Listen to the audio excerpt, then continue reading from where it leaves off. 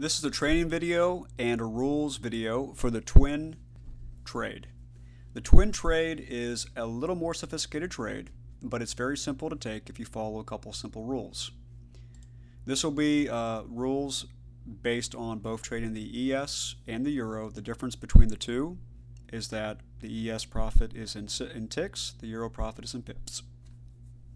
So let me go through the rules first and foremost. The most important thing to keep in mind for the twins is they work best when you're in the direction of the current move. You know what direction the move is in, whether it's a short or a long, by the fact that you're always under. For short, you're always under the smart line, which is the white gray line right here. For long, you're always above it. You also have here indication of whether you're in a short or a long by the fact that you have recently a indication that you've taken a short.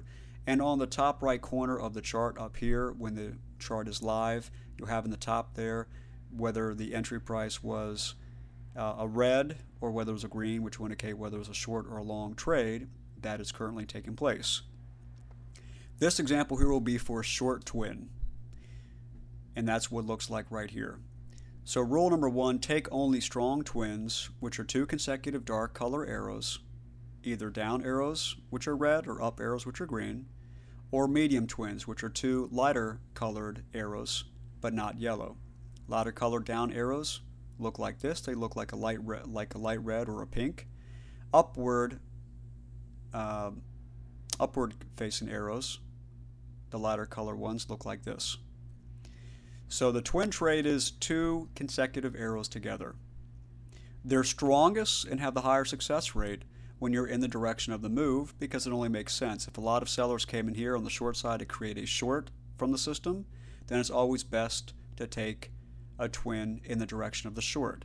If you take a trade in the direction of a long, you're going against the prevailing order flow, which is on the short side. Sellers have dominated the market to create a short, so taking a trade on the long side against that is it's a far more risky trade, because you're going to go against the prevailing move. Also, when you have a yellow line to deal with here, you're going to go against a yellow line, which many times acts as what's called a bounce trade. That's a more sophisticated trade for traders, but a very profitable trade if you understand what to do with it. But for right now, we're going to focus again on the twin trades and walk through the simple rules related to them. Once you've determined that you have two consecutive arrows, whether they're dark colored or light colors, the next rule again is simply don't trade against the primary entry direction. Two very simple rules. Now, to walk you through how to capitalize on a twin, when the first arrow closes, the moment the next candle opens, when that next arrow comes in, evidencing more sellers or overtaking buyers, the moment it flickers, the word twins will appear next to it right here, and you hear an audio alert. An audio alert that says twins will be heard as well through the trading room.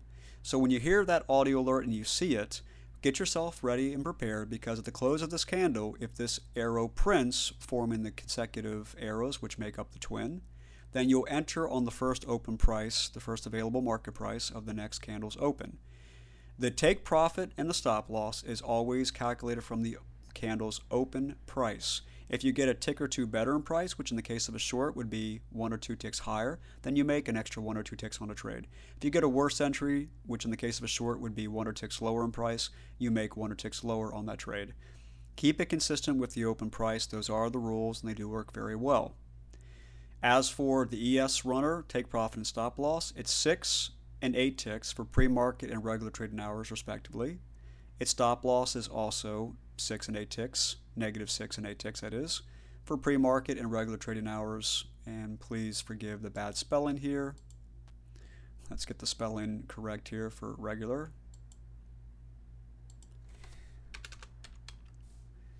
And so your profit is 2 more ticks during the regular trading hours than the pre-market.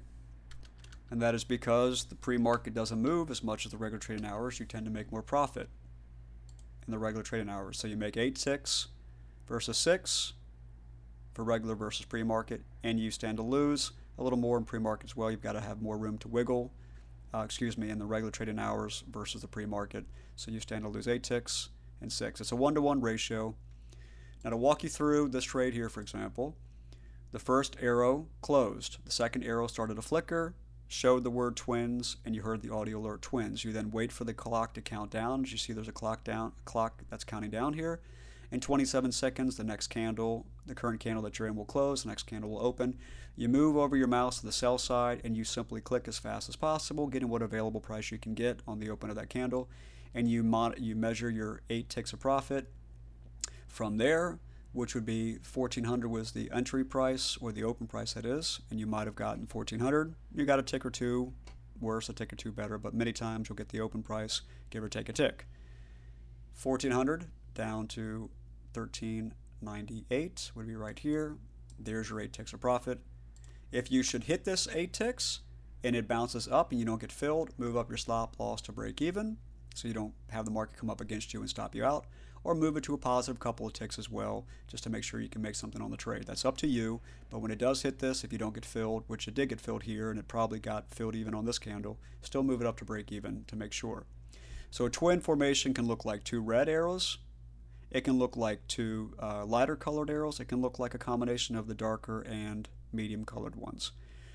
These 2 arrows represent a strong twin on the buy side, but again, we're going against the direction of a short, not to be taken, but just used as an example.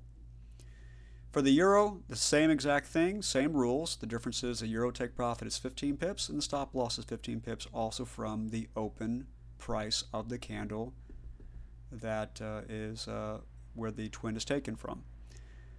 That is it. Those rules are very simple and straightforward. I hope that makes sense. If you have any questions about these trade types in the room, please ask me before you take these trades. Practice this trade on a simulation account. It's an outstanding trade and has a lot of success when you follow the simple rules of staying in the direction of the prevailing move of what the primary entry is, whether it's long or short. Staying also with the darker colored arrows are best. Lighter color arrows are medium color arrows are good as well, but the stronger colored arrows would tend to be the better trade.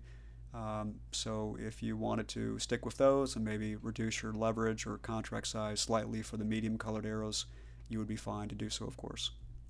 Thank you very much, and if you have any questions, please ask them in the room.